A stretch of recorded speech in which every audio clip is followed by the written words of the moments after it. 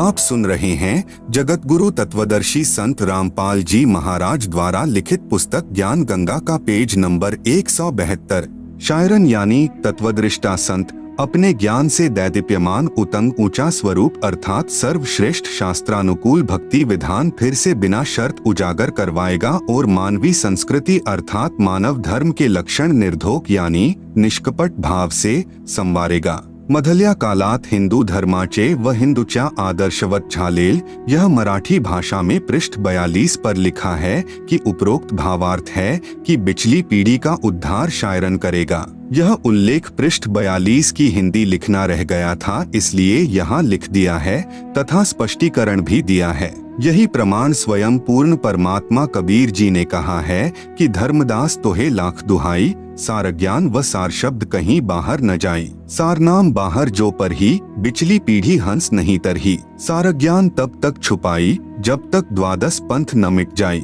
जैसे ईस्वी संबत यानी सन 1947 में भारतवर्ष अंग्रेजों से मुक्त हुआ, उससे पहले हिंदुस्तान में शिक्षा नहीं थी। सन 1951 में संत रामपाल जी महाराज को परमेश्वर जी ने पृथ्वी पर भेजा। सन 1947 से पहले कलियुग की प्रथम पीढ़ी जाने तथा 1947 से पिछली पीढ़ी प्रारंभ हुई है। यह 1000 वर्ष तक सत्य भक्ति करेगी। इस दौरान जो पूर्ण निश्चय के साथ भक्ति करेगा वह सतलोक चला जाएगा। जो सतलोक नहीं जा सके तथा कभी भक्ति की कभी छोड़ दी परंतु गुरुद्रोही नहीं हुए, वे फिर हजारों मनुष्य जन्म इसी कलियुग में प्राप्त करेंगे, क्योंकि यह उनकी शास्त्र विधि अनुसार साधना का परिणाम होगा। इस प्रकार कई हजारों वर्षों तक कलियुग का समय वर्तमान से भी अच्छा चलेगा। फिर अंत की पीढ़ी भक्ति रहित उत्पन्न होगी, क्योंकि शुभ कमाई जो भक्ति युग में की है वह बार बार जन्म प्राप्त करके खर्च यानी समाप्त कर दी होगी। इस प्रकार कलियुग के अंत की पीढ़ी कृतघ्नी होगी, वे भक्ति नहीं कर सकेंगी। इसलिए कहा है कि अब कलियुग की बिचली पीढ़ी चल रही है। 1947 से सन 2006 से वह शायरन सर्व के समक्ष प्रकट हो चुका है। वह है संत रामपाल जी महाराज। उपरोक्त ज्ञान जो बिचली पीढ़ी व प्रथम तथा अंतिम पीढ़ी वाला संत रामपाल जी महाराज अपने प्रवचनों में वर्षों से बताते आ रहे हैं, जो अब नास्त्रेदमस जी की भविष्यवाणी ने भी स्पष्ट कर दिया। इसलिए संत गरीबदास जी महाराज ने कहा है कि कबीर परमेश्वर की भक्ति पूर्ण संत से उपदेश लेकर करो, नहीं तो यह अवसर फिर हाथ नहीं आएगा। गरीब समझा है तो सिर धर पाव, बहुर नहीं रे ऐसा दाव। भावार्थ है कि यदि आप तत्व ज्ञान को समझ गए हैं तो सिर पर पैर रख अर्थात अतिशीघ्रता से तत्वदर्शी संत रामपाल जी महाराज से उपदेश लेकर अपना कल्याण करवाओ। यह सुअवसर फिर प्राप्त नहीं होगा। जैसे यह बिचली पीढ़ी यानी मध्यकाल वाला समय और आपका मानव शरीर तथा तत्वदृष्टा संत प्रकट है। यदि अब भी भक्ति मार्ग पर नहीं लगोगे तो उसके विषय में कहा है कि यह संसार समझदाना ही, कहंदा श्याम दोपहरेनु। गरीबदास यह वक्त जात है, रोवोगे इस पहरेनु। आप सुन रहे हैं जगत गुरु तत्वदर्शी संत रामपाल जी महाराज द्वारा लिखित पुस्तक ज्ञान गंगा का पेज नंबर 173। भावार्थ है कि संत गरीबदास जी महाराज कह रहे हैं कि यह भोला संसार शास्त्र विधि रहित साधना कर रहा है, जो अति दुखदायी है, इसी को सुखदायी कह रहा है। जैसे जून मास दोपहर यानी दिन के 12 बजे में धूप में खड़ा खड़ा जल रहा है, उसी को शाम बता रहा है। जैसे कोई शराबी व्यक्ति शराब पीकर सड़क पर पड़ा है और उससे कोई कहे कि आप दोपहर की धूप में क्यों जल रहे हो, छाया में चलो, वह शराब के नशे में कहता है कि नहीं शाम है, कौन कहता है कि दोपहर है। इसी प्रकार जो साधक शास्त्र विधि त्याग कर मनमाना आचरण कर रहे हैं, वे अपना जीवन नष्ट कर रहे हैं। उसे त्यागना नहीं चाहते, अपितु उसी को सर्वश्रेष्ठ मानकर काल के लोक की आग में जल रहे हैं। संत गरीबदास जी महाराज कह रहे हैं कि इतने प्रमाण मिलने के पश्चात भी सत्साधना पूर्ण संत के बताए अनुसार नहीं करोगे तो यह अनमोल मानव शरीर तथा बिचली पीढ़ी का भक्ति युग हाथ से निकल जाएगा। फिर इस समय को याद करके रोवोगे, बहुत पश्चाताप करोगे, फिर कुछ नहीं बनेगा।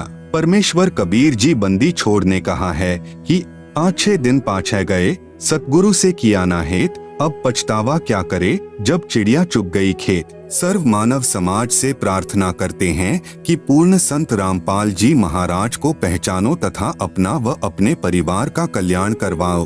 अपने रिश्तेदारों तथा दोस्तों को भी बताओ तथा पूर्ण मोक्ष पाओ।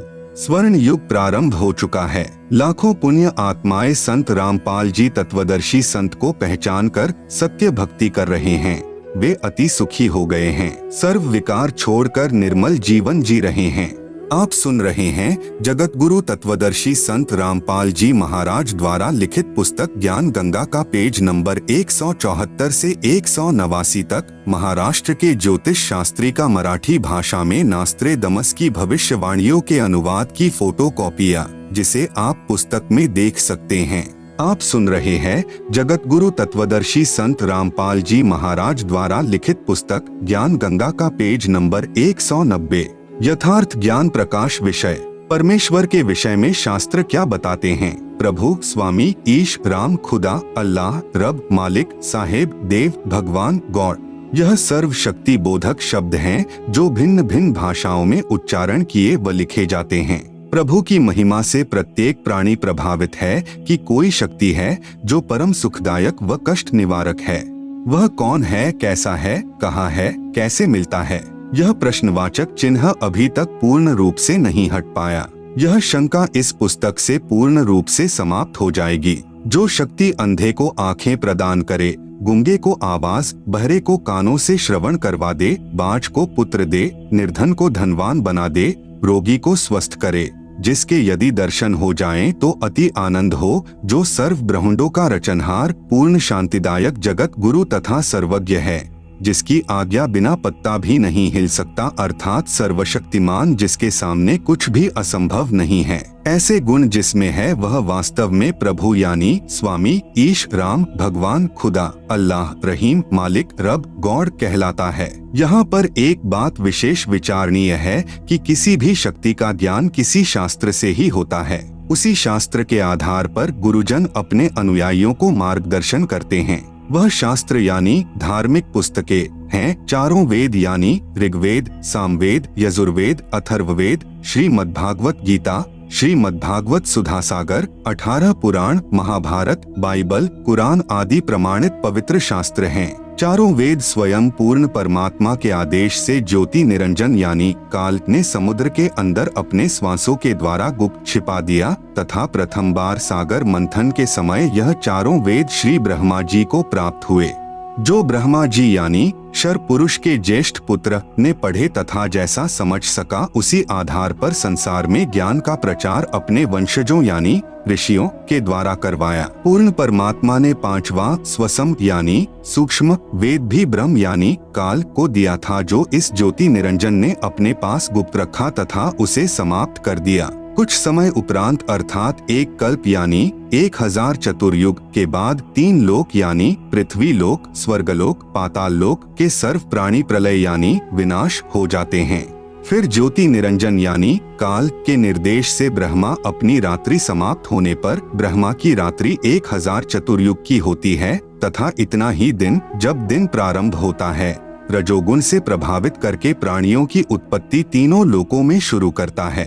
तब सतयुग की शुरुआत में वही चारों वेद काल यानी ब्रह्म स्वयं ब्रह्मा को फिर प्रदान करता है तथा फिर प्राकृतिक उथल पुथल के कारण चारों पवित्र वेदों का ज्ञान समाप्त हो जाता है। उसके पश्चात फिर समय अनुसार अन्य ऋषियों में प्रवेश करके दोबारा लिखवाता है। आप सुन रहे हैं जगत गुरु तत्वदर्शी संत रामपाल जी महाराज द्वारा लिखित पुस्तक ज्ञान गंगा का पेज नंबर 191। फिर भी समय अनुसार प्राकृतिक उथल पुथल के बाद स्वार्थी लोगों के द्वारा वेदों में बदलाव करके वास्तविक ज्ञान संसार से लुप्त कर दिया जाता है। वही काल यानी ब्रह्म ज्योति निरंजन महाभारत युद्ध के समय श्री कृष्ण में प्रवेश करके चारों वेदों का संक्षिप्त विवरण श्रीमद्भागवत गीता के रूप में दिया तथा कहा कि अर्जुन यही ज्ञान मैंने पहले सूर्य से कहा था। उसने अपने पुत्र वैवस्वत अर्थात मनु से तथा वैवस्वत अर्थात मनु ने अपने पुत्र इक्ष्वाकु से कहा था, परंतु बीच में यह उत्तम ज्ञान प्राय समाप्त हो गया था। इस काल यानी ब्रह्म ज्योति निरंजन ने श्री वेदव्यास ऋषि के शरीर में प्रवेश करके चारों वेद, महाभारत, 18 पुराण, श्रीमद्भागवत गीता, श्री सुधासागर को पुनः लिपिबद्ध संस्कृत भाषा में करवाया, जो आज सभी को उपलब्ध हैं। ये सर्वशास्त्र श्रेष्ठ हैं। अब इन शास्त्रों को कलयुगी ऋषियों ने भाषा भाष्य अर्थात हिंदी अनुवाद करके अपने विचार मिलाने की कोशिश की है, जो स्पष्ट गलत दिखाई देते हैं और व्याख्या से मेल नहीं खाते हैं। यह सर्वशास्त्र महर्षि व्यास जी द्वारा लगभग 5300 वर्ष पूर्व दोबारा लिखे गए थे। उस समय हिंदू धर्म, ईसाई धर्म, मुसलमान धर्म व सिख धर्म आदि कुछ भी नहीं थे। एक वेदों के मानने वाले आर्य ही हुआ करते थे। कर्म आधार पर जाति होती थी तथा केवल 4 वर्ण यानी क्षत्रिय, वैश्य, ब्राह्मण तथा शूद्र ही थे। इससे एक तो यह प्रमाणित हो जाता है कि यह सर्वशास्त्र किसी धर्म या व्यक्ति विशेष के लिए नहीं है, यह केवल मानव मात्र के कल्याण हेतु है। दूसरे यह प्रमाणित होता है कि हमारे पूर्वज एक थे, जिनके संस्कार आपस में मिले जुले हैं। सर्वप्रथम पवित्र शास्त्र गीता जी पर विचार करते हैं। पवित्र गीता जी का ज्ञान किसने कहा? पवित्र गीता जी के ज्ञान को उस समय बोला गया था जब महाभारत का युद्ध होने जा रहा था। अर्जुन ने युद्ध करने से इनकार कर दिया था। युद्ध क्यों हो रहा था? इस युद्ध को धर्म युद्ध की संज्ञा भी नहीं दी जा सकती, क्योंकि 2 परिवारों का संपत्ति वितरण का विषय था। कौरवों तथा पांडवों का संपत्ति बंटवारा नहीं हो रहा था। कौरवों ने पांडवों को आधा राज्य भी देने से मना कर दिया था। दोनों पक्षों का बीच बचाव करने के लिए प्रभु श्री कृष्ण जी 3 बार शांति दूत बनकर गए, परंतु दोनों ही पक्ष अपनी अपनी जिद पर अटल थे। श्री कृष्ण जी ने युद्ध से होने वाली हानि से भी परिचित कराते हुए कहा कि न जाने कितनी बहन विधवा होंगी, न जाने कितने बच्चे अनाथ होंगे, महापाप के अतिरिक्त कुछ नहीं मिलेगा। युद्ध में न जाने कौन मरे कौन बचे। तीसरी बार जब श्री कृष्ण जी समझौता करवाने गए तो दोनों पक्षों ने अपने अपने पक्ष वाले राजाओं की सेना सहित सूची पत्र दिखाया तथा कहा कि इतने राजा हमारे पक्ष में हैं तथा इतने हमारे पक्ष में। जब श्री कृष्ण जी ने देखा कि दोनों ही पक्ष टस से मस नहीं हो रहे हैं, युद्ध के लिए तैयार हो चुके हैं। आप सुन रहे हैं जगत गुरु तत्वदर्शी संत रामपाल जी महाराज द्वारा लिखित पुस्तक ज्ञान गंगा का पेज नंबर 192। तब श्री कृष्ण जी ने सोचा कि एक दाव और है, वह भी आज लगा देता हूँ। श्री कृष्ण जी ने सोचा कि कहीं पांडव मेरे संबंधी होने के कारण अपनी जिद इसलिए न छोड़ रहे हों कि श्री कृष्ण हमारे साथ हैं, विजय हमारी ही होगी, क्योंकि श्री कृष्ण जी की बहन सुभद्रा जी का विवाह श्री अर्जुन जी से हुआ था। श्री कृष्ण जी ने कहा कि एक तरफ मेरी सर्व सेना होगी और दूसरी तरफ मैं होऊंगा, और इसके साथ साथ मैं वचनबद्ध भी होता हूँ कि मैं हथियार भी नहीं उठाऊंगा। इस घोषणा से पांडवों के पैरों के नीचे की जमीन खिसक गई। उनको लगा कि अब हमारी पराजय निश्चित है। यह विचार कर 5 पांडव यह कहकर सभा से बाहर गए कि हम कुछ विचार कर लें। कुछ समय उपरांत श्री कृष्ण जी को सभा से बाहर आने की प्रार्थना की। श्री कृष्ण जी के बाहर आने पर पांडवों ने कहा कि हे भगवान, हमें 5 गांव दिलवा दो। हम युद्ध नहीं चाहते हैं, हमारी इज्जत भी रह जाएगी, और आप चाहते हैं कि युद्ध न हो, यह भी टल जाएगा। पांडवों के इस फैसले से श्री कृष्ण जी बहुत प्रसन्न हुए तथा सोचा कि बुरा समय टल गया। सभा में केवल कौरव तथा उनके समर्थक शेष थे। श्री कृष्ण जी ने कहा, दुर्योधन, युद्ध टल गया है, मेरी भी यह हार्दिक इच्छा थी। आप पांडवों को 5 गांव दे दो। वे कह रहे हैं कि हम युद्ध नहीं चाहते। दुर्योधन ने कहा कि पांडवों के लिए सुई की नोक तुल्य भी जमीन नहीं है। यदि उन्हें चाहिए तो युद्ध के लिए कुरुक्षेत्र के मैदान में आ जाएं। इस बात से श्री कृष्ण जी ने नाराज होकर कहा कि दुर्योधन, तू इंसान नहीं शैतान है।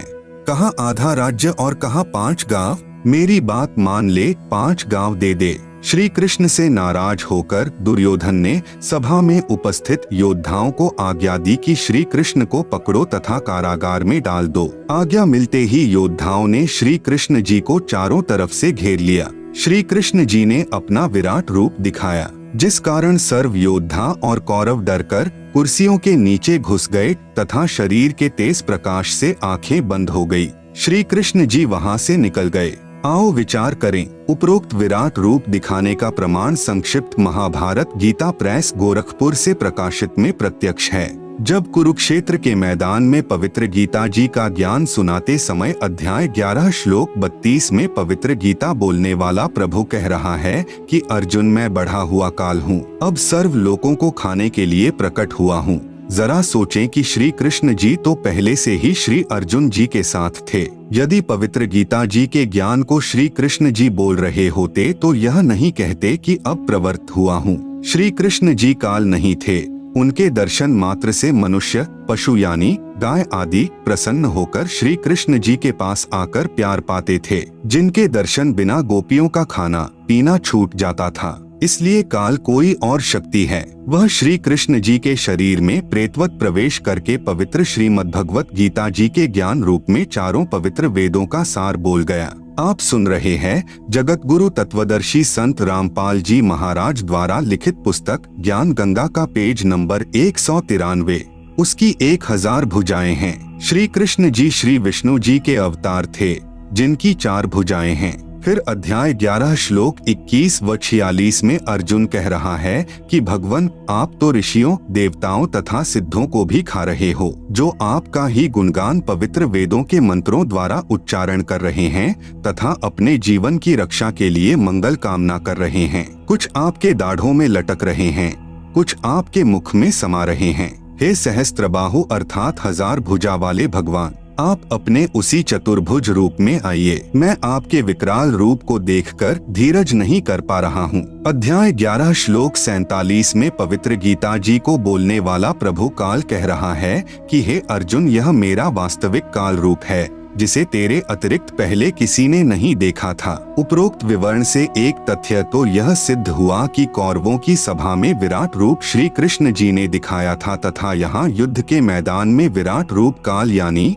श्री कृष्ण जी के शरीर में प्रेतवत प्रवेश करके अपना विराट रूप काल ने दिखाया था। नहीं तो यह नहीं कहता कि यह विराट रूप तेरे अतिरिक्त पहले किसी ने नहीं देखा है, क्योंकि श्री कृष्ण जी अपना विराट रूप कौरवों की सभा में पहले ही दिखा चुके थे। दूसरी यह बात सिद्ध हुई कि पवित्र गीता जी को बोलने वाला काल यानी ब्रह्म ज्योति निरंजन है, न कि श्री कृष्ण जी, क्योंकि श्री कृष्ण जी ने पहले कभी नहीं कहा कि मैं काल हूँ तथा बाद में कभी नहीं कहा कि मैं काल हूँ। श्री कृष्ण जी काल नहीं हो सकते। उनके दर्शन मात्र को तो दूर दूर क्षेत्र के स्त्री तथा पुरुष तड़फा करते थे। नोट: विराट रूप क्या होता है? विराट रूप आप दिन के समय या चांदनी रात्रि में जब आपके शरीर की छाया छोटी लगभग शरीर जितनी लंबी हो या कुछ बड़ी हो, उस छाया के सीने वाले स्थान पर 2 मिनट तक एकटक देखें, चाहे आंखों से पानी भी क्यों न गिरे। फिर सामने आकाश की तरफ देखें, आपको अपना ही विराट रूप दिखाई देगा, जो सफेद रंग का आसमान को छू रहा होगा। इसी प्रकार प्रत्येक मानव अपना विराट रूप रखता है, परंतु जिनकी भक्ति शक्ति ज्यादा होती है, उनका उतना ही तेज अधिक होता जाता है। इसी प्रकार श्री कृष्ण जी भी पूर्व भक्ति शक्ति से सिद्धि युक्त थे। उन्होंने भी अपनी सिद्धि शक्ति से अपना विराट रूप प्रकट कर दिया, जो काल के तेजोमय शरीर यानी विराट से कम तेजोमय था। तीसरी बात यह सिद्ध हुई कि पवित्र गीता जी बोलने वाला प्रभु काल सहस्त्र बाहु अर्थात 1000 भुजा युक्त है तथा श्री कृष्ण जी तो श्री विष्णु जी के अवतार हैं, जो 4 भुजा युक्त हैं। श्री विष्णु जी 16 कला युक्त हैं तथा श्री ज्योति निरंजन काल भगवान 1000 कला युक्त है। आप सुन रहे हैं जगत गुरु तत्वदर्शी संत रामपाल जी महाराज द्वारा लिखित पुस्तक ज्ञान गंगा का पेज नंबर 194। जैसे एक बल्ब 60 वाट का होता है, एक बल्ब 100 वाट का होता है, एक बल्ब 1000 वाट का होता है, रोशनी सर्व बल्बों की होती है, परंतु बहुत अंतर होता है। ठीक इसी प्रकार दोनों प्रभुओं की शक्ति तथा विराट रूप का तेज भिन्न भिन्न था। इस तत्व ज्ञान के प्राप्त होने से पूर्व जो गीता जी के ज्ञान को समझाने वाले महात्मा जी थे, उनसे यह दास यानी रामपाल दास प्रश्न किया करता था कि पहले तो भगवान श्री कृष्ण जी 3 बार शांति दूत बनकर गए थे तथा कहा था कि युद्ध करना महापाप है। जब श्री अर्जुन जी ने स्वयं युद्ध करने से मना करते हुए कहा कि हे देवकी नंदन, मैं युद्ध नहीं करना चाहता हूँ, सामने खड़े स्वजनों व नातियों तथा सैनिकों का होने वाला विनाश देखकर मैंने अटल फैसला कर लिया है कि मुझे 3 लोक का राज्य भी प्राप्त हो तो भी मैं युद्ध नहीं करूँगा। मैं तो चाहता हूँ कि मुझ निहत्थे को दुर्योधन आदि तीर से मार डालें, ताकि मेरी मृत्यु से युद्ध में होने वाला विनाश बच जाए। हे श्री कृष्ण, मैं युद्ध न करके भिक्षा का अन्न खाकर भी निर्वाह करना उचित समझता हूँ। हे कृष्ण, स्वजनों को मारकर तो पाप को ही प्राप्त होंगे। मेरी बुद्धि काम करना बंद कर गई है। आप हमारे गुरु हो, मैं आपका शिष्य हूँ। आप जो हमारे हित में हो वही सलाह दीजिए, परंतु मैं नहीं मानता हूँ कि आपकी कोई भी सलाह मुझे युद्ध के लिए राजी कर पाएगी, अर्थात मैं युद्ध नहीं करूँगा। प्रमाण पवित्र गीता जी अध्याय 1 श्लोक 31 से 39, 46 तथा अध्याय 2 श्लोक 5 से 8। फिर श्री कृष्ण जी में प्रवेश काल बार बार कह रहे हैं कि अर्जुन कायर मत बन, युद्ध कर। या तो युद्ध में मारा जाकर स्वर्ग को प्राप्त होगा, या युद्ध जीत कर पृथ्वी के राज्य को भोगेगा, आदि आदि कहकर ऐसा भयंकर विनाश करवा डाला जो आज तक के संत महात्माओं तथा सभ्य लोगों के चरित्र में ढूंढने से भी नहीं मिलता है। तब वे नादान गुरु जी यानी नीम हकीम कहा करते थे कि अर्जुन क्षत्रिय धर्म को त्याग रहा था, इससे क्षत्रित्व को हानि तथा सुरवीरता का सदा के लिए विनाश हो जाता।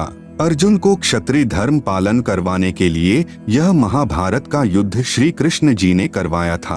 पहले तो मैं उनकी इस नादानों वाली कहानी से चुप हो जाता था, क्योंकि मुझे स्वयं ज्ञान नहीं था। पुनर्विचार करें, भगवान श्री कृष्ण जी स्वयं क्षत्रिय थे। कंस के वध के उपरांत श्री अग्रसेन जी ने मथुरा की बागडोर अपने दोहते श्री कृष्ण जी को संभलवा दी थी।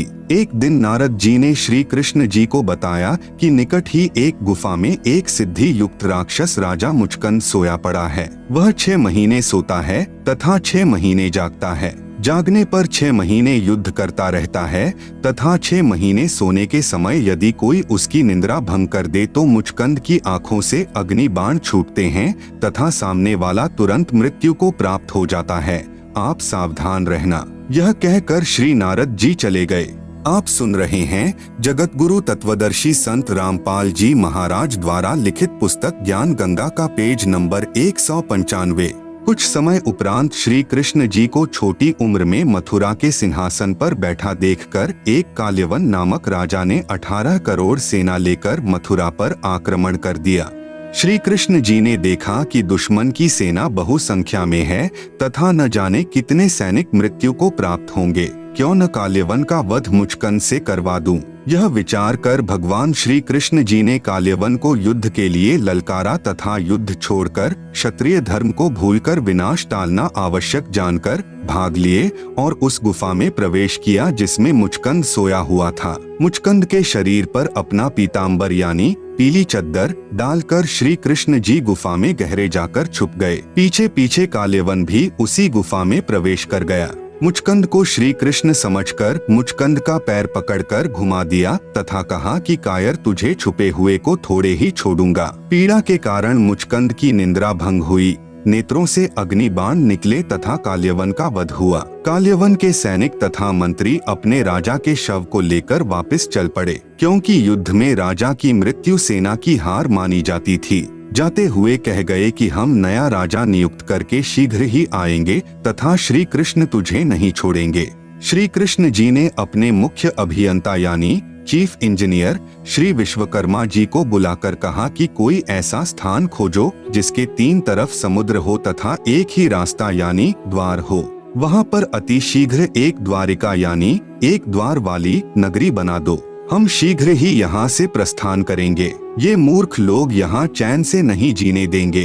श्री कृष्ण जी इतने नेक आत्मा तथा युद्ध विपक्षी थे कि अपने क्षत्रित्व को भी दांव पर रखकर युद्ध को टाला। क्या फिर वही श्री कृष्ण जी अपने प्यारे साथी व संबंधी को युद्ध करने की बुरी सलाह दे सकते हैं तथा स्वयं युद्ध न करने का वचन करने वाले दूसरे को युद्ध की प्रेरणा दे सकते हैं? अर्थात कभी नहीं। भगवान श्री कृष्ण रूप में स्वयं श्री विष्णु जी ही अवतार धार कर आए थे। एक समय श्री भृगु ऋषि ने आराम से बैठे भगवान श्री विष्णु जी यानी श्री कृष्ण जी के सीने में लात घात किया। श्री विष्णु जी ने श्री भृगु ऋषि जी के पैर को सहलाते हुए कहा कि हे ऋषिवर, आपके कोमल पैर को कहीं चोट तो नहीं आई, क्योंकि मेरा सीना तो कठोर पत्थर जैसा है।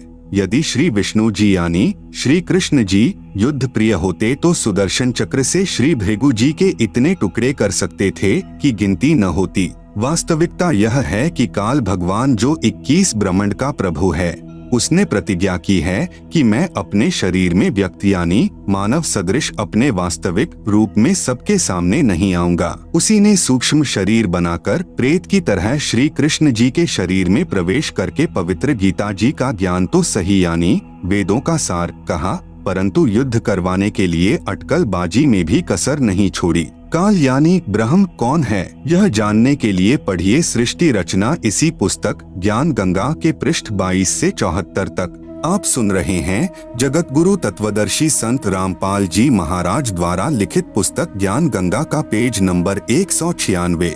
जब तक महाभारत का युद्ध समाप्त नहीं हुआ तब तक ज्योति निरंजन यानी काल ब्रह्म क्षर पुरुष श्री कृष्ण जी के शरीर में प्रवेश रहा तथा युधिष्ठिर जी से झूठ बुलवाया कि कह दो कि अश्वत्थामा मर गया। भीम के पौते तथा घटोत्कच के पुत्र बब्रुभान का शीश कटवाया तथा स्वयं रथ के पहिए को हथियार रूप में उठाया। यह सर्वकाल ही का किया कराया उपद्रव था, प्रभु श्री कृष्ण जी का नहीं। महाभारत का युद्ध समाप्त होते ही काल भगवान श्री कृष्ण जी के शरीर से निकल गया। श्री कृष्ण जी ने श्री युधिष्ठिर जी को इंद्रप्रस्थ यानी दिल्ली की राजगद्दी पर बैठाकर स्वयं द्वारिका जाने को कहा। तब अर्जुन आदि ने प्रार्थना की कि हे श्री कृष्ण जी, आप हमारे पूज्य गुरुदेव हो, हमें एक सत्संग सुनाकर जाना ताकि हम आपके सद्वचनों पर चलकर अपना आत्म कल्याण कर सकें। यह प्रार्थना स्वीकार करके श्री कृष्ण जी ने तिथि, समय तथा स्थान निहित कर दिया। निश्चित तिथि को श्री अर्जुन ने भगवान श्री कृष्ण जी से कहा कि प्रभु आज वही पवित्र गीता जी का ज्ञान ज्यों का त्यों सुनाना, क्योंकि मैं बुद्धि के दोष से भूल गया हूँ। तब श्री कृष्ण जी ने कहा कि हे अर्जुन, तू निश्चय ही बड़ा श्रद्धाहीन है, तेरी बुद्धि अच्छी नहीं है, ऐसे पवित्र ज्ञान को तू क्यों भूल गया। फिर स्वयं कहा कि अब उस पूरे गीता ज्ञान को मैं नहीं कह सकता, अर्थात मुझे ज्ञान नहीं। कहा कि उस समय तो मैंने योग युक्त होकर बोला था। विचारणीय विषय है कि यदि भगवान श्री कृष्ण जी युद्ध के समय योग युक्त हुए होते तो शांति समय में योग युक्त होना कठिन नहीं था। जबकि श्री व्यास जी ने वही पवित्र गीता जी का ज्ञान वर्षों उपरांत ज्यों का त्यों लिपिबद्ध कर दिया। उस समय वह ब्रह्म यानी काल ज्योति निरंजन श्री व्यास जी के शरीर में प्रवेश कर गया तथा पवित्र श्रीमद्भगवत गीता जी को लिपिबद्ध करवा दिया, जो अब आपके कर कमलों में है। प्रमाण के लिए संक्षिप्त महाभारत पृष्ठ नंबर 667 तथा पुराने के पृष्ठ नंबर 1531 पर न शक्यम तन्मया भूयस्तथा वक्तुम शेषतः परम ही ब्रह्म कथितम योगयुक्तेन तन्मया। महाभारत आश्रव 1612-13।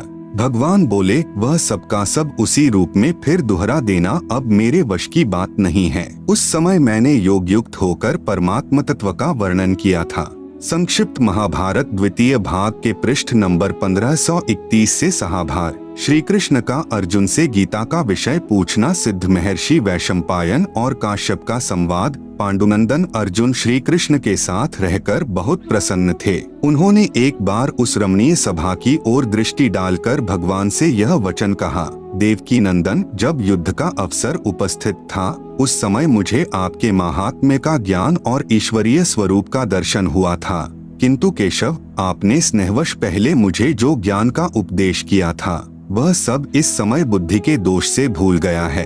आप सुन रहे हैं जगत गुरु तत्वदर्शी संत रामपाल जी महाराज द्वारा लिखित पुस्तक ज्ञान गंगा का पेज नंबर 197। उन विषयों को सुनने के लिए बारंबार मेरे मन में उत्कंठा होती है। इधर आप जल्दी ही द्वारका जाने वाले हैं, अतः पुनः वह सब विषय मुझे सुना दीजिए। वैशंपायन जी कहते हैं, अर्जुन के ऐसा कहने पर वक्ताओं में श्रेष्ठ महातेजस्वी भगवान श्री कृष्ण ने उन्हें गले से लगाकर इस प्रकार उत्तर दिया। श्री कृष्ण बोले, अर्जुन, उस समय मैंने तुम्हें अत्यंत गोपनीय विषय का श्रवण कराया था, अपने स्वरूप भूत धर्म सनातन पुरुषोत्तम तत्व का परिचय दिया था और शुक्ल कृष्ण गति का निरूपण करते हुए नित्य लोकों का भी वर्णन किया था, किंतु तुमने जो अपनी नासमझी के कारण उस उपदेश को याद नहीं रखा, यह जानकर मुझे बड़ा खेद हुआ है। उन बातों का अब पूरा स्मरण होना संभव नहीं जान पड़ता। पांडुनंदन, निश्चय ही तुम बड़े श्रद्धाहीन हो, तुम्हारी बुद्धि अच्छी नहीं जान पड़ती। अब मेरे लिए उस उपदेश को ज्यों का त्यों दोहरा देना कठिन है, क्योंकि उस समय योगयुक्त होकर मैंने परमात्म तत्व का वर्णन किया था। अधिक जानकारी के लिए पढ़ें संक्षिप्त महाभारत द्वितीय भाग। विचार करें, उपरोक्त महाभारत के लेखों व श्री विष्णु पुराण के लेखों व श्रीमद् भगवद गीता जी के लेखों के प्रमाणों से सिद्ध हुआ कि श्री कृष्ण जी ने श्रीमद् भगवद गीता जी का ज्ञान नहीं बोला। यह तो काल रूपी ब्रह्म यानी ज्योति निरंजन अर्थात महाविष्णु जी ने प्रेतवश श्री कृष्ण जी के शरीर में प्रविष्ट होकर बोला था। अन्य प्रमाण नंबर 1, श्री विष्णु पुराण गीता प्रेस गोरखपुर से प्रकाशित चतुर्थ अंश अध्याय 2 श्लोक 26 में पृष्ठ 233 पर विष्णु जी यानी महाविष्णु अर्थात काल रूपी ब्रह्म ने देव तथा राक्षसों के युद्ध के समय देवताओं की प्रार्थना स्वीकार करके कहा है कि मैं राजऋषि शशाद के पुत्र पुरंज के शरीर में अंश मात्र अर्थात कुछ समय के लिए प्रवेश करके राक्षसों का नाश कर दूंगा। नंबर 2, श्री विष्णु पुराण गीता प्रेस गोरखपुर से प्रकाशित चतुर्थ अंश अध्याय 3 श्लोक 6 में पृष्ठ 242 पर श्री विष्णु जी ने गंधर्वों व नागों के युद्ध में नागों का पक्ष लेते हुए कहा है कि मैं यानी महाविष्णु अर्थात काल रूपी ब्रह्म मानधाता के पुत्र पुरुकुत्स में प्रविष्ट होकर उन संपूर्ण दुष्ट गंधर्वों का नाश कर दूंगा। अन्य प्रमाण, कुछ समय उपरांत श्री युधिष्ठिर जी को भयंकर स्वप्न आने लगे। श्री कृष्ण जी से कारण तथा समाधान पूछा तो बताया कि तुमने युद्ध में जो पाप किए हैं वह नरसंहार का दोष तुम्हें दुखदायी हो रहा है, इसके लिए एक यज्ञ करो। श्री कृष्ण जी के मुख कमल से यह वचन सुनकर श्री अर्जुन को बहुत दुख हुआ तथा मन ही मन विचार करने लगा कि भगवान श्री कृष्ण जी पवित्र गीता बोलते समय तो कह रहे थे कि अर्जुन तुम्हें कोई पाप नहीं लगेगा, तू युद्ध कर ले। पवित्र गीता अध्याय 2 श्लोक 37-38। यदि युद्ध में मारा भी गया तो स्वर्ग का सुख भोगेगा, अन्यथा युद्ध में जीतकर पृथ्वी के राज्य का आनंद लेगा। अर्जुन ने विचार किया कि जो समाधान दुख निवारण का श्री कृष्ण जी ने बताया है इसमें करोड़ों रुपया व्यय यानी खर्च होना है, जिससे बड़े भाई युधिष्ठिर का कष्ट निवारण होगा। यदि मैं श्री कृष्ण जी से वाद विवाद करूंगा कि आप पवित्र गीता जी का ज्ञान देते समय तो कह रहे थे कि तुम्हें पाप नहीं लगेगा। आप सुन रहे हैं जगत गुरु तत्वदर्शी संत रामपाल जी महाराज द्वारा लिखित पुस्तक ज्ञान गंगा का पेज नंबर 198। अब उसके विपरीत कह रहे हो। इससे मेरा बड़ा भाई यह न सोच बैठे कि करोड़ों रुपए के खर्च को देखकर अर्जुन बौखला गया है तथा मेरे कष्ट निवारण से प्रसन्न नहीं है, इसलिए मौन रहना उचित जानकर सहर्ष स्वीकृति दे दी कि जैसा आप कहोगे वैसा ही होगा। श्री कृष्ण जी ने उस यज्ञ की तिथि निर्धारित कर दी। वह यज्ञ भी श्री सुदर्शन स्वपच के भोजन खाने से सफल हुई। कुछ समय उपरांत ऋषि दुर्वासा जी के श्रापवश सर्व यादव कुल विनाश हो गया। श्री कृष्ण भगवान के पैर के तलुवे में एक शिकारी जो त्रेतायुग में सुग्रीव के भाई बाली की ही आत्मा थी ने विषाक्त तीर मार दिया। तब 5 पांडवों के घटना स्थल पर पहुंच जाने के उपरांत श्री कृष्ण जी ने कहा कि आप मेरे शिष्य हो, मैं आपका धार्मिक गुरु भी हूं, इसलिए मेरी अंतिम आज्ञा सुनो। एक तो यह है कि अर्जुन द्वारिका की सर्व स्त्रियों को इंद्रप्रस्थ यानी दिल्ली ले जाना, क्योंकि यहाँ कोई नर नहीं बचा है, तथा दूसरे आप सर्व पांडव राज्य त्याग कर हिमालय में साधना करके शरीर को गला देना, क्योंकि तुमने महाभारत के युद्ध के दौरान जो हत्याएं की थी तुम्हारे शीश पर वह पाप बहुत भयंकर है। उस समय अर्जुन अपने आप को नहीं रोक सका तथा कहा, प्रभु वैसे तो आप ऐसी स्थिति में हैं कि मुझे ऐसी बातें नहीं करनी चाहिए, परंतु प्रभु यदि आज मेरी शंका का समाधान नहीं हुआ तो मैं चैन से मर भी नहीं पाऊंगा, पूरा जीवन रोता रहूंगा। श्री कृष्ण जी ने कहा, अर्जुन पूछ ले जो कुछ पूछना है, मेरी अंतिम घड़ियां हैं। श्री अर्जुन ने आंखों में आंसू भरकर कहा कि प्रभु बुरा न मानना, जब आपने पवित्र गीता जी का ज्ञान कहा था उस समय मैं युद्ध करने से मना कर रहा था। आपने कहा था कि अर्जुन तेरे दोनों हाथों में लड्डू हैं, यदि युद्ध में मारा गया तो स्वर्ग को प्राप्त होगा और यदि विजयी हुआ तो पृथ्वी का राज्य भोगेगा तथा तुम्हें कोई पाप नहीं लगेगा। हमने आप ही की देख रेख व आज्ञानुसार युद्ध किया। प्रमाण पवित्र गीता अध्याय 2 श्लोक 37-38। हे भगवान, हमारे तो एक हाथ में भी लड्डू नहीं रहा, न तो युद्ध में मरकर स्वर्ग प्राप्ति हुई तथा अब राज्य त्यागने का आदेश आप दे रहे हैं, नहीं पृथ्वी के राज्य का आनंद ही भोग पाए। ऐसा छल युक्त व्यवहार करने में आपका क्या स्वार्थ था? अर्जुन के मुख से यह वचन सुनकर युधिष्ठिर जी ने कहा कि अर्जुन, ऐसी स्थिति में जबकि भगवान अंतिम श्वास गिन रहे हैं, आपका शिष्टाचार रहित व्यवहार शोभा नहीं देता। श्री कृष्ण जी ने कहा, अर्जुन, आज मैं अंतिम स्थिति में हूँ, तुम मेरे अत्यंत प्रिय हो। आज वास्तविकता बताता हूँ कि कोई खलनायक जैसी और शक्ति है जो अपने को यंत्र की तरह नचाती रही। मुझे कुछ मालूम नहीं मैंने गीता में क्या बोला था, परंतु अब मैं जो कह रहा हूँ वह तुम्हारे हित में है। श्री कृष्ण जी यह वचन अश्रुयुक्त नेत्रों से कहकर प्राण त्याग गए। उपरोक्त विवरण से सिद्ध हुआ कि पवित्र गीता जी का ज्ञान श्री कृष्ण जी ने नहीं कहा, यह तो ब्रह्म यानी ज्योति निरंजन काल ने बोला है, जो 21 ब्रह्मांड का स्वामी है। काल यानी ब्रह्म कौन है, यह जानने के लिए कृपया पढ़ें इसी पुस्तक में पृष्ठ 22 से 74 तक। आप सुन रहे हैं जगत गुरु तत्वदर्शी संत रामपाल जी महाराज द्वारा लिखित पुस्तक ज्ञान गंगा का पेज नंबर 199। श्री कृष्ण सहित सर्व यादवों का अंतिम संस्कार कर अर्जुन को छोड़कर चारों भाई इंद्रप्रस्थ यानी दिल्ली चले गए।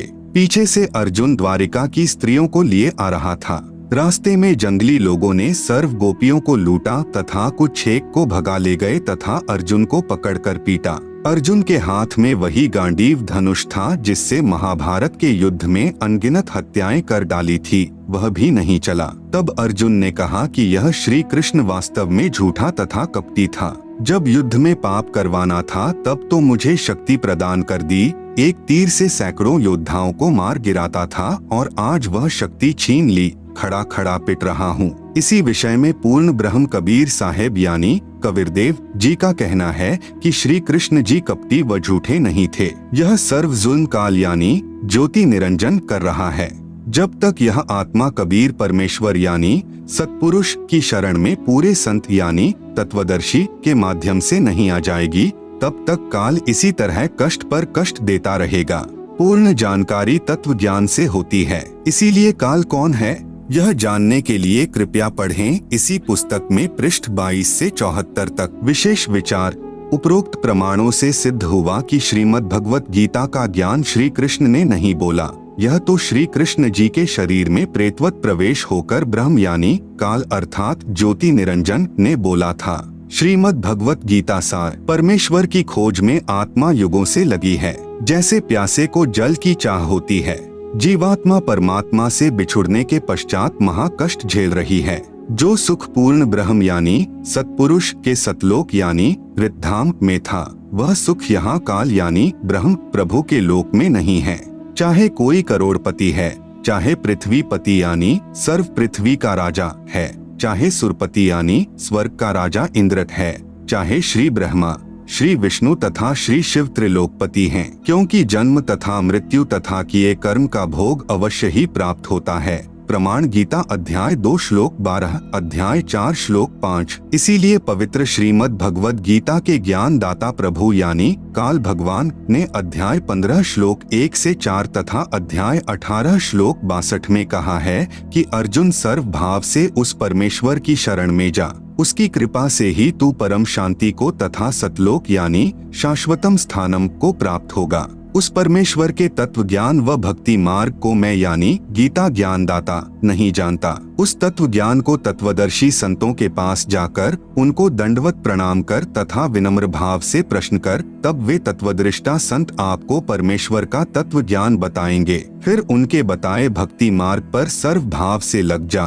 प्रमाण गीता अध्याय 4 श्लोक 34। तत्वदर्शी संत की पहचान गीता अध्याय 15 श्लोक 1 में बताते हुए कहा है कि यह संसार उल्टे लटके हुए वृक्ष की तरह है।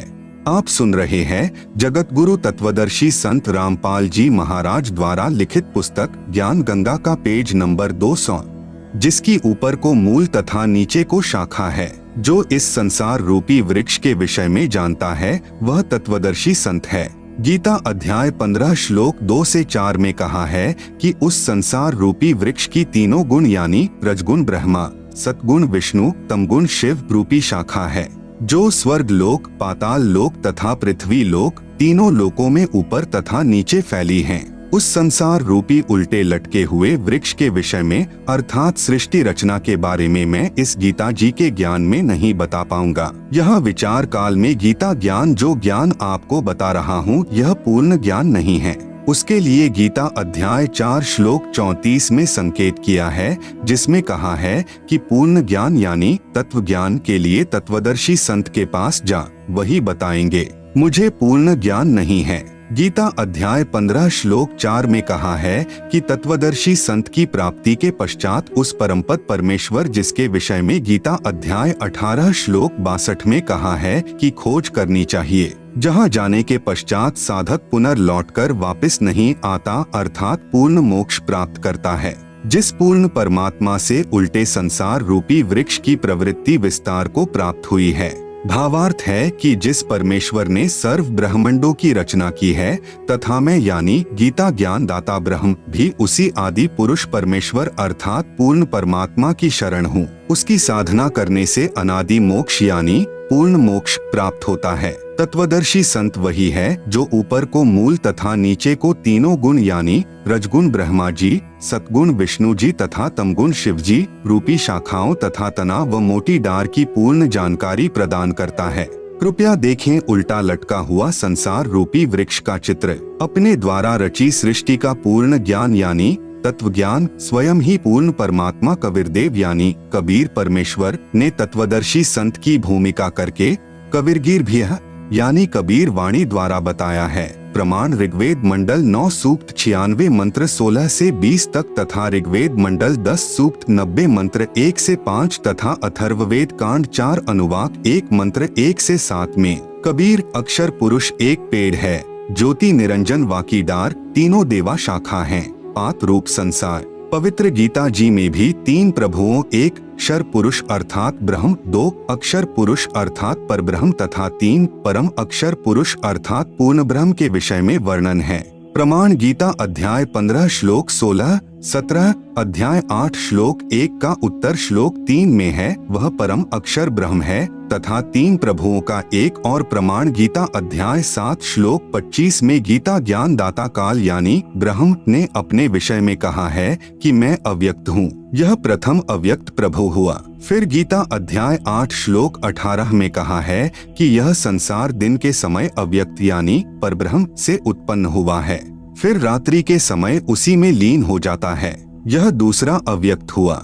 आप सुन रहे हैं जगत गुरु तत्वदर्शी संत रामपाल जी महाराज द्वारा लिखित पुस्तक ज्ञान गंगा का पेज नंबर 201 पर ऊपर को जड़ नीचे शाखा वाला उल्टा लटका हुआ संसार रूपी वृक्ष का चित्र, जिसे आप पुस्तक में देख सकते हैं।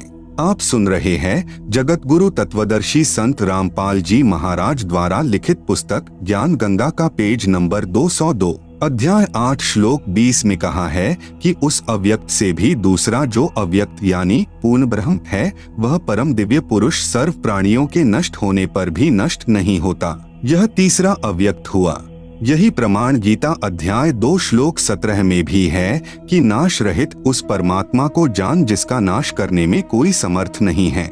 अपने विषय में गीता ज्ञान दाता यानी ब्रह्म प्रभु अध्याय 4 मंत्र 5 तथा अध्याय 2 श्लोक 12 में कहा है कि मैं तो जन्म मृत्यु में अर्थात नाशवान हूँ। उपरोक्त संसार रूपी वृक्ष की मूल यानी जड़ तो परम अक्षर पुरुष अर्थात पूर्ण ब्रह्म कबीरदेव है। इसी को तीसरा अव्यक्त प्रभु कहा है। वृक्ष की मूल से ही सर्व पेड़ को आहार प्राप्त होता है। इसीलिए गीता अध्याय 15 श्लोक 17 में कहा है कि वास्तव में परमात्मा तो क्षर पुरुष अर्थात ब्रह्म तथा अक्षर पुरुष अर्थात परब्रह्म से भी अन्य ही है। जो तीनों लोकों में प्रवेश करके सबका धारण पोषण करता है, वही वास्तव में अविनाशी है। नंबर 1 क्षर का अर्थ है नाशवान, क्योंकि ब्रह्म अर्थात गीता ज्ञान दाता ने तो स्वयं कहा है कि अर्जुन तू तथा मैं तो जन्म मृत्यु में हैं। प्रमाण गीता अध्याय 2 श्लोक 12 अध्याय 4 श्लोक 5 में। नंबर 2 अक्षर का अर्थ है अविनाशी। यहाँ पर ब्रह्म को भी स्थायी अर्थात अविनाशी कहा है, परंतु यह भी वास्तव में अविनाशी नहीं है। यह चिरस्थायी है, जैसे एक मिट्टी का प्याला है जो सफेद रंग का चाय पीने के काम आता है, वह तो गिरते ही टूट जाता है। ऐसी स्थिति ब्रह्म यानी काल अर्थात क्षर पुरुष की जाने। दूसरा प्याला इस्पात यानी स्टील का होता है। यह मिट्टी के प्याले की तुलना में अधिक स्थायी यानी अविनाशी लगता है, परंतु इसको भी जंग लगता है तथा नष्ट हो जाता है, भले ही समय ज्यादा लगे, इसलिए यह भी वास्तव में अविनाशी नहीं है। तीसरा प्याला सोने यानी स्वर्ण का है। स्वर्ण धातु वास्तव में अविनाशी है, जिसका नाश नहीं होता। जैसे परब्रह्म यानी अक्षर पुरुष को अविनाशी भी कहा है तथा वास्तव में अविनाशी तो इन दोनों से अन्य है, इसलिए अक्षर पुरुष को अविनाशी भी नहीं कहा है। कारण 7 रजगुण ब्रह्मा की मृत्यु के पश्चात एक सतगुण विष्णु की मृत्यु होती है। 7 सतगुण विष्णु की मृत्यु के पश्चात एक तमगुण शिव की मृत्यु होती है। जब तमगुण शिव की 70,000 बार मृत्यु हो जाती है, तब एक क्षर पुरुष यानी ब्रह्म की मृत्यु होती है। यह परब्रह्म यानी अक्षर पुरुष का एक युग होता है। ऐसे 1000 युग का परब्रह्म का एक दिन तथा इतनी ही रात्रि होती है। 30 दिन रात का एक महीना, 12 महीनों का एक वर्ष तथा 100 वर्ष की परब्रह्म यानी अक्षर पुरुष की आयु है। तब यह परब्रह्म तथा सर्व ब्रह्मांड जो सतलोक से नीचे के हैं नष्ट हो जाते हैं। कुछ समय उपरांत सर्व नीचे के ब्रह्मांडों यानी ब्रह्म तथा परब्रह्म के लोकों की रचना पूर्ण ब्रह्म अर्थात परम अक्षर पुरुष करता है। इस प्रकार यह तत्व ज्ञान समझना है। परंतु परम अक्षर पुरुष अर्थात पूर्ण ब्रह्म यानी सतपुरुष तथा उसका सतलोक यानी ऋद्धाम सहित ऊपर के अलख लोक, अगम लोक तथा अनामी लोक कभी नष्ट नहीं होते।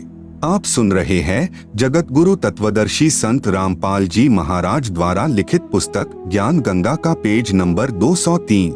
इसीलिए गीता अध्याय 15 श्लोक 17 में कहा है कि वास्तव में उत्तम प्रभु अर्थात पुरुषोत्तम तो ब्रह्म यानी क्षर पुरुष तथा परब्रह्म यानी अक्षर पुरुष से अन्य ही है। जो पूर्ण ब्रह्म यानी परम अक्षर पुरुष है, वही वास्तव में अविनाशी है। वही सर्व का धारण पोषण करने वाला संसार रूपी वृक्ष की मूल रूपी पूर्ण परमात्मा है। वृक्ष का जो भाग जमीन के तुरंत बाहर नजर आता है वह तना कहलाता है। उसे अक्षर पुरुष यानी परब्रह्म जानो। तने को भी आहार मूल यानी जड़ से प्राप्त होता है। फिर तने से आगे वृक्ष की कई डार होती हैं, उनमें से एक डार ब्रह्म यानी क्षर पुरुष है। इसको भी आहार मूल यानी जड़ अर्थात परम अक्षर पुरुष से ही प्राप्त होता है। उस डार यानी क्षर पुरुष ब्रह्म की मानो 3 गुण यानी रजगुण ब्रह्मा, सतगुण विष्णु तथा तमगुण शिव रूपी शाखाएं हैं। इन्हें भी आहार मूल यानी परम अक्षर पुरुष अर्थात पूर्ण ब्रह्म से ही प्राप्त होता है। इन तीनों शाखाओं से पात रूप में अन्य प्राणी आश्रित हैं। उन्हें भी वास्तव में आहार मूल यानी परम अक्षर पुरुष अर्थात पूर्ण ब्रह्म से ही प्राप्त होता है। इसीलिए सर्व को पूज्य पूर्ण परमात्मा ही सिद्ध हुआ। यह भी नहीं कहा जा सकता कि पत्तों तक आहार पहुंचाने में तना, डार तथा शाखाओं का कोई योगदान नहीं है, इसलिए सर्व आदरणीय हैं, परंतु पूजनीय तो केवल मूल यानी जड़ ही होती है। आदर तथा पूजा में अंतर होता है। जैसे पतिव्रता स्त्री सत्कार तो सर्व का करती है, जैसे जेठ का बड़े भाई सम, देवर का छोटे भाई सम, परंतु पूजा अपने पति की ही करती है, अर्थात जो भाव अपने पति में होता है ऐसा अन्य पुरुष में पतिव्रता स्त्री का नहीं हो सकता। दूसरा उदाहरण, एक समय हरियाणा प्रांत में बाढ़ आई थी। उस समय 600 करोड़ का नुकसान हुआ था। उसकी पूर्ति हरियाणा सरकार नहीं कर सकती थी, क्योंकि हरियाणा सरकार का पूरे वर्ष का बजट ही 900 करोड़ रुपए का था। देश के प्रधानमंत्री जी ने वह क्षति पूर्ति की थी। उस 600 करोड़ रुपयों का वितरण हरियाणा सरकार के अधिकारियों तथा कर्मचारियों ने किया था। राहत प्राप्त करता जो अनजान हैं, वे उस वितरणकर्ता को ही राहत कर्ता मान लेते हैं। उन्हीं से भविष्य में भी अन्य राहत की आशा करते रहते हैं। उसी की पूजा यानी रिश्वत आदि देना करते रहते हैं। परंतु जो शिक्षित हैं वे जानते हैं कि इस कर्मचारी का कितना योगदान है। वे आदर तो करते हैं परंतु पूजा यानी रिश्वत आदि देना नहीं करते, न ही अन्य कार्य की सिद्धि की आशा करते। बाढ़ राहत राशि वितरण के पश्चात उसी क्षेत्र में प्रांत के मंत्री जी आए। उन्होंने कहा कि मैंने आपके क्षेत्र में 10 लाख रुपया दिया। उसी गांव की सूची से नाम पढ़कर सुनाए। नंबर 1 रामावतार को 10,000 रुपए आदि दिया। फिर प्रांत के मुख्यमंत्री जी उसी गांव में आए। उन्होंने भी वही सूची पढ़ी तथा कहा कि मैंने आपके गांव में 10 लाख रुपए दिए। नंबर 1 रामावतार को 10,000 रुपए आदि दिए। आप सुन रहे हैं जगत गुरु तत्वदर्शी संत रामपाल जी महाराज द्वारा लिखित पुस्तक ज्ञान गंगा का पेज नंबर 204। फिर उसी गांव में देश के प्रधानमंत्री जी आए। उन्होंने भी कहा, मैंने आपके गांव को 10 लाख रुपए दिए तथा वही सूची पढ़कर सुनाई जिसमें लिखा था नंबर 1 रामावतार को 10,000 रुपए दिए। रामावतार कह रहा है कि यह सब झूठ बोल रहे हैं, मुझे तो रुपए पटवारी ने दिए हैं। वह अनजान रामावतार अज्ञानतावश गांव के पटवारी जी की ही पूजा कर अपने अन्य सर्व कार्यों की सिद्धि चाहता है। जो शिक्षित हैं वे जान लेते हैं कि प्रधानमंत्री जी राहत नहीं देते तो मुख्यमंत्री जी, मंत्री जी तथा पटवारी जी कुछ नहीं दे सकते थे। यदि मुख्यमंत्री जी भी अपने राहत कोष से राशि वितरण करते तो 100 रुपए कठिनता से बाढ़ पीड़ितों को दे पाते, जो नाम मात्र होती। इस प्रकार समझदार व्यक्ति जान लेता है कि किसकी कितनी औकात यानी क्षमता है, उसी आधार से उनमें आस्था रहती है। अनादरणीय कोई नहीं होता, परंतु पूजा के लिए सोच समझकर चयन करता है। ठीक इसी प्रकार गीता अध्याय 2 श्लोक 46 में कहा है कि अर्जुन बहुत बड़े जलाशय की यानी जिसका जल 10 वर्ष भी वर्षा न हो तो भी समाप्त नहीं होता, प्राप्ति के पश्चात छोटे जलाशय जिसका जल 1 वर्षा न होने से ही समाप्त हो जाता है, में जैसी आस्था रह जाती है, इसी प्रकार पूर्ण परमात्मा से मिलने वाले लाभ के ज्ञान से परिचित होने के पश्चात तेरी आस्था अन्य प्रभुओं में वैसी ही रह जाएगी। वह छोटा जलाशय बुरा नहीं लगता, परंतु उसकी क्षमता का पता है कि यह तो काम चलाऊ है। गीता अध्याय 7 श्लोक 12 से 15 में कहा है कि तीनों गुणों से जो कुछ भी हो रहा है, जैसे रजगुण ब्रह्मा से जीवों की उत्पत्ति, सतगुण विष्णु से स्थिति तथा तमगुण शिव से संहार, इसका मुख्य कारण मैं यानी ब्रह्म काल की हूँ। जो साधक तीनों गुणों यानी रजगुण ब्रह्मा, सतगुण विष्णु, तमगुण शिव की पूजा करते हैं, वे राक्षस स्वभाव को धारण किए हुए मनुष्य में नीच दुष्कर्म करने वाले मूर्ख मुझ ब्रह्म की भक्ति भी नहीं करते। फिर अपनी भक्ति को अति घटिया यानी अनुत्तमा कहा है गीता अध्याय 7 श्लोक 18 में। इसीलिए गीता अध्याय 15 श्लोक 4 तथा अध्याय 18 श्लोक 62 में कहा है कि पूर्ण परमात्मा की भक्ति करने से ही पूर्ण लाभ, पूर्ण मोक्ष प्राप्त होता है। जो शास्त्र विधि अनुसार भक्ति है तथा अन्य प्रभुओं की इष्ट रूप में साधना शास्त्र विधि के विरुद्ध होने से व्यर्थ है। प्रमाण गीता अध्याय 16 श्लोक 23-24 में। जैसे आम का पौधा नर्सरी से लाकर उसके मूल को जमीन में गड्ढा खोदकर दबाएंगे, फिर मूल की सिंचाई यानी पूजा करेंगे तो पौधा बड़ा होगा तथा पेड़ बन जाएगा। फिर शाखाओं को फल लगेंगे। यदि कोई शाखाओं को जमीन में दबाकर मूल ऊपर को करके पौधे की सिंचाई करेगा तो पौधा सूख जाएगा। कृपया देखें सीधा बीजा हुआ व उल्टा बीजा हुआ भक्ति रूपी पौधे का चित्र इसी पुस्तक के पृष्ठ 205-206 पर, जिसे आप पुस्तक में देख सकते हैं। भावार्थ है कि साधक को पूर्ण परमात्मा यानी मूल की साधना यानी पूजा इष्ट रूप में करने से उसका फल तीनों ब्रह्मा, विष्णु, शिव यानी शाखाएं ही प्रदान करेंगे, क्योंकि यह भगवान किए कर्म का फल ज्यों का त्यों ही देते हैं। आप सुन रहे हैं जगत गुरु तत्वदर्शी संत रामपाल जी महाराज द्वारा लिखित पुस्तक ज्ञान गंगा का पेज नंबर 207। यदि आपको किसी कंपनी में नौकरी प्राप्त करनी है तो पूजा कंपनी यानी फैक्ट्री के मालिक की करनी होती है। उसे प्रार्थना पत्र द्वारा याचना करके नौकरी प्राप्त करनी होती है। फिर भी नौकरी यानी पूजा मालिक की ही करता है। जैसे जो कार्य उस नौकर को बताया जाता है वह अपने सेवा काल में करता है। यह पूजा यानी नौकरी मालिक की हुई। नौकरी यानी पूजा का किया मेहनताना उस मालिक के अन्य नौकर यानी कर्मचारी या अधिकारी देता है।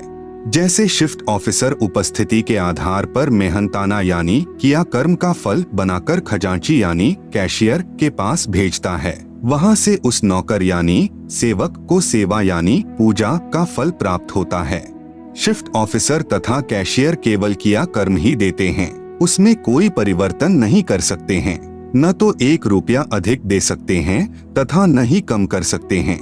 यदि वह कंपनी के मालिक का नौकर यानी पुजारी नेक नीति से नौकरी यानी पूजा मालिक की करता है तो मालिक ही उसी सेवा की धनराशि में वृद्धि कर देता है तथा अलग से इनाम रूप में धन राशि अधिक दे देता है।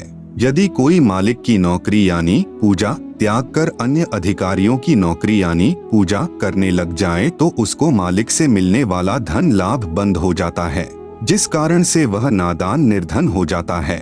अधिकारी गण उसे उतना मेहनताना नहीं दे सकते।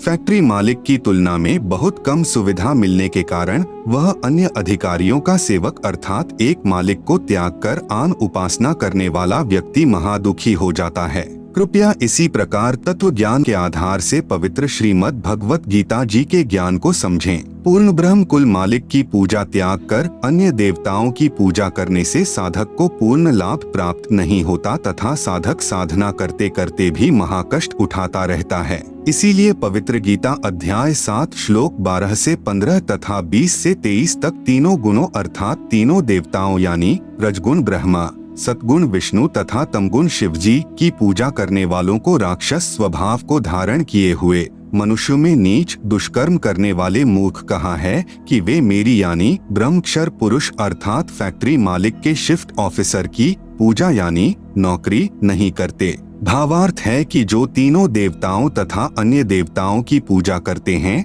यानी कैशियर की नौकरी करते हैं, उन्हें मूर्ख तथा राक्षस स्वभाव वाले राक्षस कहा है। जैसे जिस व्यक्ति की आय का साधन कम होता है वह कुछ हेरा फेरी अवश्य करता है, कभी चोरी या मिलावट आदि छल कपट का मार्ग अपनाता है, जिस कारण समाज में हेय हो जाता है तथा दारिद्र हो जाता है। इसी प्रकार तीनों देवताओं यानी श्री ब्रह्मा जी, विष्णु जी तथा शिव जी व अन्य देवताओं की पूजा से पूर्ण लाभ प्राप्त नहीं होता, जिस कारण से साधक झूठ कपट तथा अन्य विकार भी करता रहता है, फिर पाप कर्म का दंड भी भोगना पड़ता है। आप सुन रहे हैं जगत गुरु तत्वदर्शी संत रामपाल जी महाराज द्वारा लिखित पुस्तक ज्ञान गंगा का पेज नंबर 208। इसलिए ब्रह्म अर्थात क्षर पुरुष यानी शिफ्ट ऑफिसर कह रहा है कि ये नादान साधक मेरी पूजा यानी नौकरी भी नहीं करते। मैं इन ब्रह्मा विष्णु तथा शिव से अधिक मेहनताना यानी किया कर्म का धन दे सकता हूँ जो उपरोक्त प्रभुओं से ज्यादा होता है। फिर गीता अध्याय 7 श्लोक 18 में कहा है कि मेरी पूजा यानी नौकरी भी पूर्ण लाभदायक नहीं है। इसलिए अपनी पूजा को भी गीता ज्ञान दाता यानी ब्रह्मक्षर पुरुष प्रभु ने अनुत्तमाम यानी अति घटिया अर्थात अति निम्न स्तर की कहा है। इसलिए गीता अध्याय 15 श्लोक 4 तथा अध्याय 18 श्लोक 62 में कहा है कि उस परमेश्वर की शरण में जा जिसकी कृपा से तू परम शांति को तथा सतलोक यानी शाश्वत स्थान को प्राप्त होगा। वहां जाने के बाद साधक का पुनर्जन्म नहीं होता अर्थात अनादि मोक्ष यानी पूर्ण मोक्ष प्राप्त हो जाता है। तथा गीता ज्ञान दाता प्रभु यानी क्षर पुरुष ब्रह्म कह रहा है कि मैं भी उसी आदि पुरुष परमेश्वर की शरण में हूँ। गीता अध्याय 7 श्लोक 12 से 15, 18 व 20 से 23 को समझने के लिए कृपया निम्न विवरण ध्यान पूर्वक पढ़ें। तीनों गुण क्या हैं? प्रमाण सहित तीनों गुण रजगुण ब्रह्मा जी, सतगुण विष्णु जी, तमगुण शिव जी हैं। ब्रह्म यानी काल तथा प्रकृति यानी दुर्गा से उत्पन्न हुए हैं तथा तीनों नाशवान हैं। प्रमाण गीता प्रेस गोरखपुर से प्रकाशित श्री शिव महापुराण जिसके संपादक हैं श्री हनुमान प्रसाद पोद्दार, पृष्ठ संख्या 110, अध्याय 9 रुद्र संहिता। इस प्रकार ब्रह्मा विष्णु तथा शिव तीनों देवताओं में गुण हैं, परंतु शिव यानी ब्रह्म काल गुणातीत कहा गया है। दूसरा प्रमाण गीता प्रेस गोरखपुर से प्रकाशित श्रीमद् देवी भागवत पुराण जिसके संपादक हैं श्री हनुमान प्रसाद पोद्दार चिमन लाल गोस्वामी। तीसरा स्कंद अध्याय 5 पृष्ठ 123। भगवान विष्णु ने दुर्गा की स्तुति की, कहा कि मैं यानी विष्णु ब्रह्मा तथा शंकर तुम्हारी कृपा से विद्यमान हैं। हमारा तो आविर्भाव यानी जन्म तथा तिरोभाव यानी मृत्यु होती है। हम नित्य यानी अविनाशी नहीं हैं। तुम ही नित्य हो, जगत जननी हो, प्रकृति और सनातनी देवी हो। भगवान शंकर ने कहा, यदि भगवान ब्रह्मा तथा भगवान विष्णु तुम ही से उत्पन्न हुए हैं तो उनके बाद उत्पन्न होने वाला मैं तमोगुणी लीला करने वाला शंकर क्या तुम्हारी संतान नहीं हुआ? अर्थात मुझे भी उत्पन्न करने वाली तुम ही हो। इस संसार की सृष्टि स्थिति संहार में तुम्हारे गुण सदा सर्वदा हैं। इन्हीं तीनों गुणों से उत्पन्न हम ब्रह्मा विष्णु तथा शंकर नियमानुसार कार्य में तत्पर रहते हैं। उपरोक्त यह विवरण केवल हिंदी में अनुवादित श्री देवी महापुराण से है। जिसमें कुछ तथ्यों को छुपाया गया है। इसलिए यही प्रमाण देखें श्रीमद्देवी भागवत महापुराण सभाष्टिकम संहात्यम, खेमराज श्री कृष्णदास प्रकाशन, मुंबई। इसमें संस्कृत सहित हिंदी अनुवाद किया है।